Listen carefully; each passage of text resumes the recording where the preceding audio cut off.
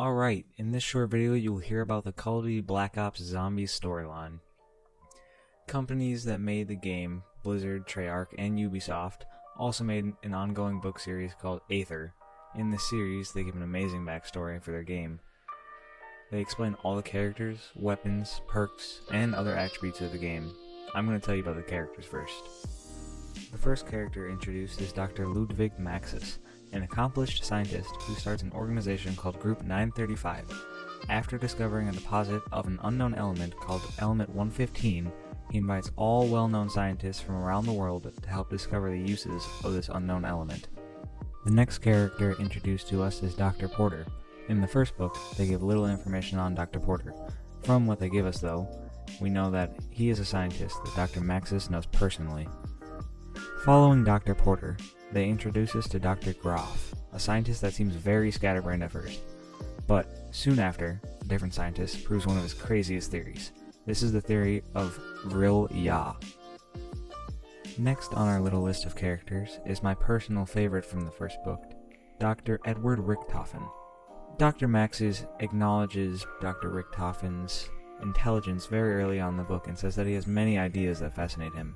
However, when they split off into multiple groups, he does not want Dr. Richtofen to lead any of those groups, because he believes that Dr. Richtofen is too childish to lead any groups. Next in line for our character roundup is Dr. Baron Schuster. Not much background information is given on Baron Schuster, but we do know that Dr. Richtofen and Schuster have worked many times together in the past and that they went to the same school.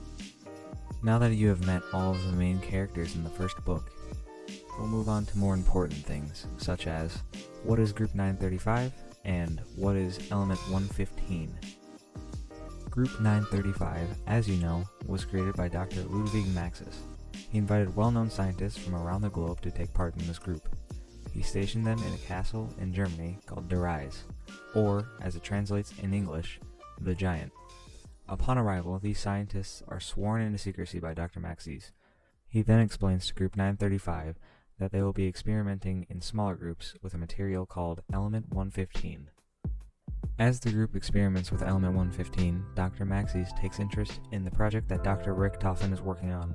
This project is the MTD, aka the Matter Transference Device. For us non-scientists, it's basically a teleportation machine.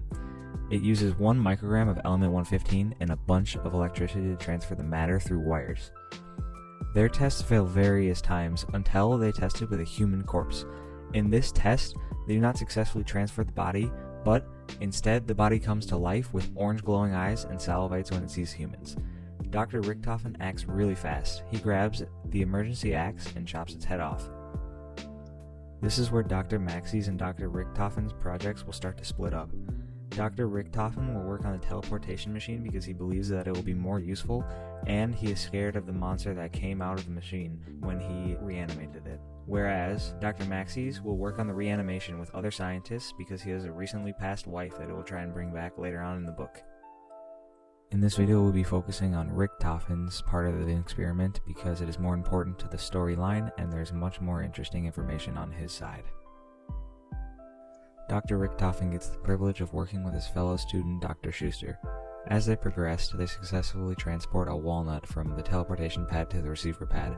However, Dr. Richtofen has to meet a deadline, so he's pressed for time and transports himself. In this part of the book, it transports him to a cave that seems to be a Vril Ya crater on the moon. Upon arrival, Richtofen instantly hears a voice in his head that tries to explain where he is and why he's there. He thinks he's going crazy, but then he is soon transported to a jungle on the island Shangri-La. At first, the natives try to attack Richtofen, but then he pulls out his lighter and lights it, and they think he's a god because he can make fire. So they show him to a large deposit of Element 115 in a temple on the island. Dr. Richtofen wanted to keep this a secret from Dr. Maxis, so he came up with the idea of the Wunderwaffe, a gun that can shoot electric bolts that can chain up to 24 people at once. At the end of the book, we get a prototype of the Wunderwaffe in action. We also find out that Richtofen is a part of the Illuminati. Finally, we find out that Dr. Schuster is working on his own project called Perca-Colas that are supposed to enhance specific human traits.